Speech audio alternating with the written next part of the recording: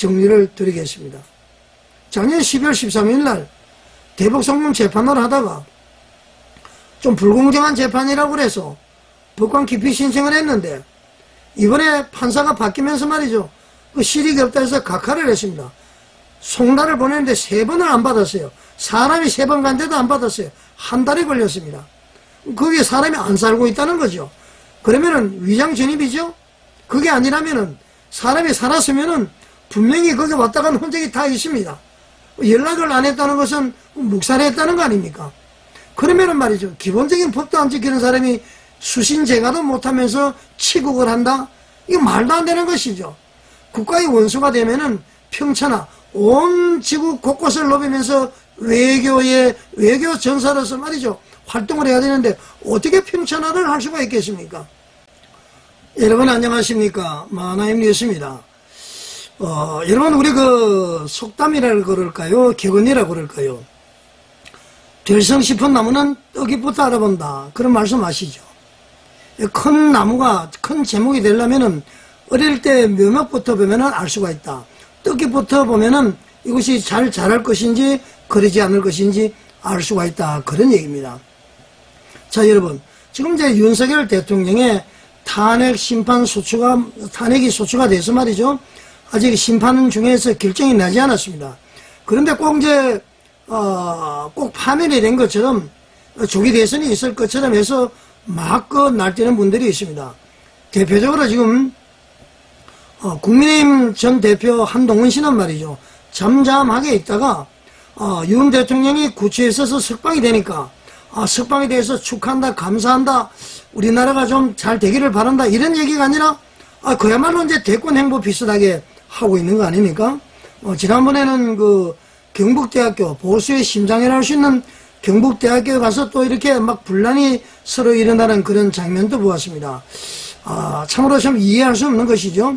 김치부터 마시는 사람들이 상당히 많은 것 같습니다. 또 한 분 더 있습니다. 더불어민주당 대표 이재명 씨죠. 이재명 씨는 말이죠. 3월 26일 날, 이제 그 판결을 앞두고 있습니다. 그래서, 자주한 조기 대선을 하려면은, 윤석열 대통령의 빨리 파면이 되어야만이, 자기가 어떤 리스크가 오기 전에 가능하다. 그래서 엄청 지금 이렇게 서두르고 있는데요. 참 공교롭게 말이죠. 윤석열 대통령이 석방되면서부터 여러 가지 희한한 일들이 많이 일어나고 있습니다. 어떻게 보면 한동훈 대표도 저렇게 나와서 활동하는 것은 조기 대선을 염두에 두기 때문에 그런 건 아닙니까? 그 얘기는 제가 생각할 때는 말이죠. 헌법재판관 나으리 여러분, 윤석열 대통령은 100% 법을 위반하고 헌법을 위반하고 법률을 위반했습니다. 그러니까 파면해야 됩니다. 이런 메시지 주는 것으로 합리적인 의심을 가지지 아니할 수가 없습니다. 왜냐하면 이분이 다니면서 말이죠. 내가 지금 계엄을 막았다고 이야기하잖아요. 계엄을 막은 것이 아니에요. 그 나중에 한번 다시 말씀을 드리겠습니다만은. 자, 그러면은 말이죠. 이재명 대표는 어떠냐. 될성 싶은 나무는 떡이부터 알아본다고 그랬는데 과연 이재명 대표는 어떤 분인가 한번 보겠습니다. 자, 여러분 우선 말이죠. 될성 싶은 나무는 떡이부터 알아본다. 뭐 그런 얘기하고 비슷한 것이 수신제가 치고 평천하라는 말이 있죠. 그 말에 대해서 여러분들도 잘 알고 계실 것 같습니다만은 한번 나무 위키라는 그걸 통해서 말이죠. 한번 보겠습니다. 자, 나무 위키에 보면은 맞죠. 이렇게 수신제가 치고 평천하라고 있습니다. 지금 한참 중국 얘기가 나와서 한문을 얘기해서 죄송합니다만은 여기 보면은 수신제가 치고 평천하라고 있죠. 닦을 수 몸신, 몸을 닦고 가지런할 제 집과 가정을 가지런하게 하고 잘 다스리고 다스릴 치 나라고 나라를 다스린 난 다음에 평평할 평 하늘천 아래야 하늘 아래 온 천하를 평정을 한다. 이제 그런 얘기인데요. 자, 그러면은 우리는 사람들이 말이죠.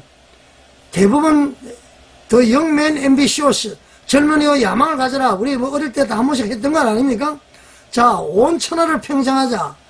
자, 천하를 평정하기 전에 여러분 어떻게 해야 됩니까? 우선 치국을 해야 됩니다. 나라를 다스려야 됩니다. 자, 치국을 하기 전에 어떻게 해야 됩니까? 우선 재가를 잘해야 되죠. 가정을 잘 다스려야 됩니다. 그 재가를 하기 위해서는 우선 또 몸신 자기 몸을 잘 닦아야 된다 그런 얘기입니다. 자, 더불어민주당 이재명 대표는 어떻습니까? 제가 이제 왜 우선 이런 얘기를 하느냐면은 지난번에 여러분 법원에서 재판 관련 송달을 했을 때에 이재명 대표가 폐문부재라 해서 그 송달이 되지 않은 적이 있습니다. 그래서 결국은 국회의원 회관까지 가서 전달했다는 거 아닙니까? 그런데 지금 보도를 보게 되면은 또 그런 일이 발생했습니다. 그래서 제가 될성 싶은 나무는 뜨기부터 그리고 수신제가 치고 평찬에 대해서 제가 말씀을 드리는 겁니다. 사람은 우선 기본이 되어야 되는데요. 기본이 되어 있는지 안 되어 있는지는 이재명 대표가 기본이 되어 있는지 안 되는지는 저는 모르겠습니다. 제가 하는 방송을 들어보고 여러분들이 판단을 하시면 될 것 같아요. 자, 우선 내 몸을 닦아야 되는데 말이죠. 이재명 대표는 가정이 있으면서도 연애는 물론 할 수 있습니다. 모르게 해야죠. 또 탈이 안 나도록 해야죠. 원래 하면 안 되지만은 가정이 있음에도 불구하고 말이죠. 총각이라고 그래서 여배와 사랑을 나누었죠. 그 다음에 형을 말이죠. 정신병자로 이렇게 해서 넣었다. 그런 내용이 또 있죠. 그 다음에는 말이죠. 성남시장 할 때에 서민을 위한 시장이라기보다도 막 소리를 지르고 이런 장면 많이 보지 않았습니까? 그리고 검사 사칭을 하고 거짓말을 하고 말이죠. 그 외에 여러 가지가 많이 있습니다, 여러분. 형수에게 쌍욕을 하고 말이죠. 그 다음에 집가짜. 물론 자식을 둔 사람은 남의 자식 문제를 함부로 얘기해서는 안 됩니다만은 지금 여러 가지 그런 문제가 많이 있지 않습니까? 자, 수신제가도 못하면서 나라를 다스린다는 것은 그 나라를 말이죠. 망하게 하는 것이에요. 절대로 그런 사람들에게는 나라를 맡길 수가 없는 것입니다. 이게 말이죠. 하나의 여러분들 안토니오 그람시 알죠? 그 헤게모니를 통한 사회 변혁, 사회 장악, 일종의 공산혁명입니다. 옛날에는 무력으로 했지만은 이런 것이 우리나라가 완전히 지금 지배를 하고 있는데 그것은 나중에 한번 다루기로 하고 말이죠. 자, 본론으로 돌아가서 자, 이재명 대표의 재판이 지금 대북 송금 재판이 말이죠. 3개월째 못하고 있습니다. 관련 기사를 한번 보겠습니다. 자, 국민일보인데요. 제목이 이렇게 돼 있죠. 대북 송금 법관 기피 각하 결정 6차례 발송. 그러니까 대북 송금에 대해서 법관에 대한 기피 신청을 이재명 대표가 작년 12월 17일 날 했습니다. 그 당시에는 말이죠. 이재명 대표가 이재명 대표 나오죠. 그 당시에는 이재명 대표의 재판을 담당했던 형사 수원지방법원 형사 11부였습니다. 재판장이 이제 신진우 판사님이었는데요. 이 법관에 대해서 법관 기피 신청을 했습니다. 12월 13일 날 했죠. 아까는 17일 하는데 죄송합니다. 그런데 이번에 이제 법관의 인사 이동이 있어서 이 대북 송금은 수원지방법원 형사 13부 재판장 박정호 판사께서 담당하게 되어 있었습니다. 그 당시에 이재명 씨는 수원지방법원 형사 11부에 대한 법관에 대한 기피 신청을 했는데 이번에 바뀌었으니까 이 각하 이유에 대해서 말이죠. 사실 실익이 없는 것 아닙니까? 그래서 이 박정호 판사께서 인사 이동으로 법관 구성이 모두 달라졌다. 기피 사유를 판단할 이익이 없다. 그러면서 이제 각하를 했습니다. 이 각하 결정을 하게 되면은 이 결정에 대한 거를 송달을 해야 됩니다. 그 송달이 확인돼야 이제 재판이 진행이 되거든요. 그런데 놀라운 사실, 자, 한번 보십시오. 인천 계양구 주거지로 우편이 3차례 발송이 됐습니다. 법원에서. 2월 14일, 17일, 18일 3번. 우편 이제 집배원에 갔을 거 아닙니까? 그런데 가니까 말이죠. 폐문부재, 당사자가 없고 문이 닫혀있다. 이렇게 되어 있었다는 것이죠. 그래서 법원이 말이죠. 이럴 경우에는 법원은 다시 집행관을 통해서 사람이 직접 발송으로 갑니다. 언제 갔느냐? 여기 나와 있는 대로 말이죠. 2월 28일, 3월 6일, 3월 10일 3차례. 그러니까 집배원까지 해서 총 6차례 간 것입니다. 그래도 가니까 6차례 모두 폐문부재, 사람이 없다. 그렇다는 겁니다. 자, 그래서 말이죠. 물론 이제 법률 대리인들에게는 전달이 됐지만은 본인에게 전달이 되지 않으면은 재판을 아마 진행을 할 수 없는 것 같습니다. 그래서 대북 송금 사건 재판은 지난해 12월 17일 이후 3개월이 넘도록 멈춰 있다. 그렇게 되어 있습니다. 참 이거 문제가 있죠. 그래서 이런 비판이 나니까 이건태 민주당 법률 대리는 말이죠. 이 대표가 집에 사람이 없어서 송달받지 못한 것을 의도적으로 송달받지 않은 것처럼 공격해서는 안 된다. 이렇게 해명을 했는데, 자, 우선 이 두 가지 한번 말씀을 드리겠습니다. 자, 이런 경우는 말이죠. 여러분, 참 묘하죠? 이것은 우리나라 제도를 좀 바꿔야 됩니다. 국회의원들이 말이죠. 이 원래 이재명 씨는 경기도에 주소를 둔 사람이에요. 왜 인천으로 가게 됐느냐? 이제 국회의원이 당선되어야 불체포 특권을 누릴 수 있으니까 송영길이가 나가고 대신에 자기가 들어갔죠. 생전에 살지도 않는 것을 그것으로 이사를 갔습니다. 국회의원 출마하기 위해서 간 것이죠. 우리나라도 앞으로 제도적으로 최소한 몇 년 동안 거기에 거주를 해야만이 국회의원에 출마할 수 있는 자격을 줘야 되지 않나? 저는 그렇게 생각이 되네요. 그런데 자세한 이사를 갔습니다. 그런데 6번이면 거의 한 달이죠. 자, 2월 14일부터 3월 10일까지 거의 한 달 동안 갔습니다. 자, 우체국 집병에 가면은 쪽지를 붙여 놓습니다. 두 번째도 붙여 놓아요. 세 번째도 붙여 놓아요. 이거 찾아오거나 전화 주세요. 그러지 않으면은 돌려보냅니다.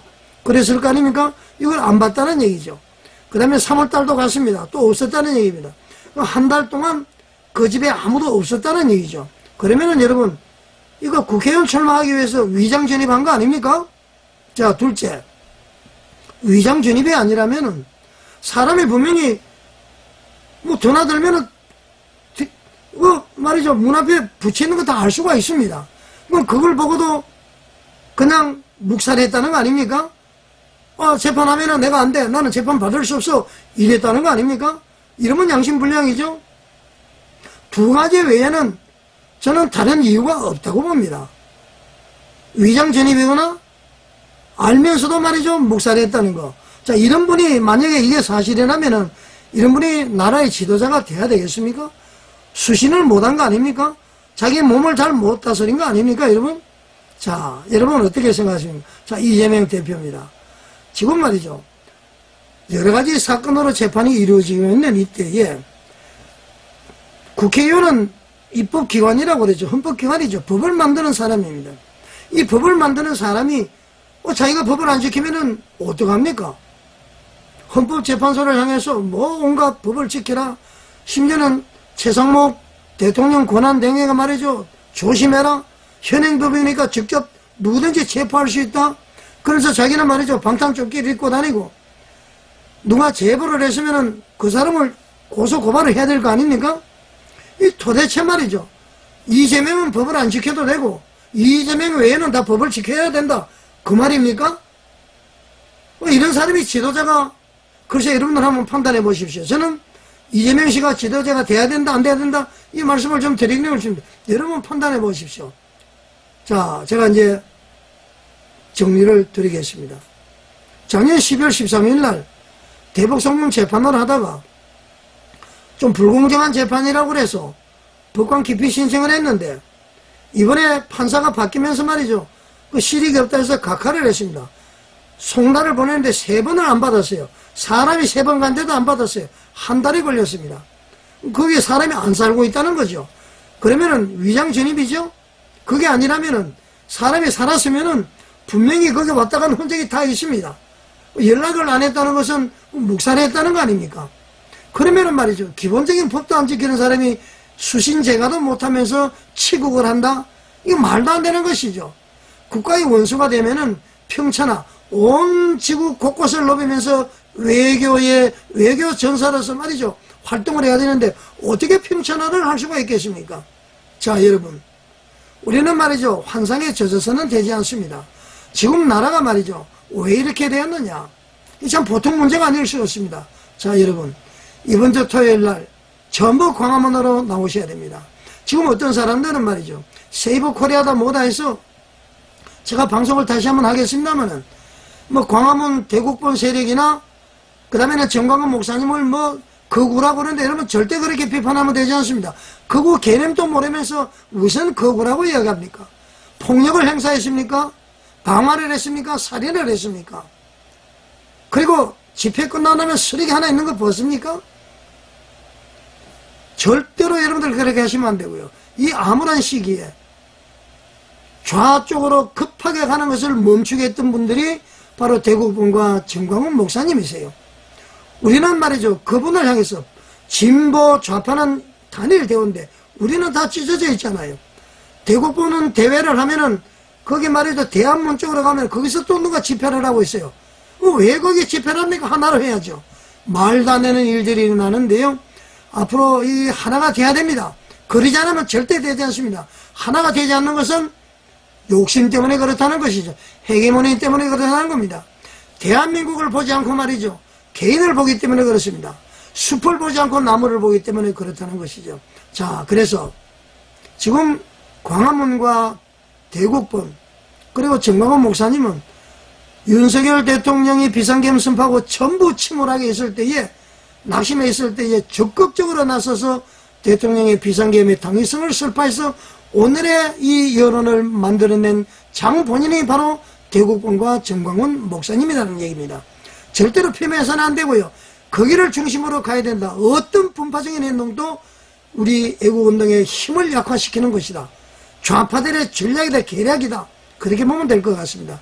자, 여러분, 이번 주 토요일 전부 나와서 자유민주주의를 위해서, 우리 자유 대한민국을 위해서 외치시는 저와 여러분이 되시기를 바라겠습니다.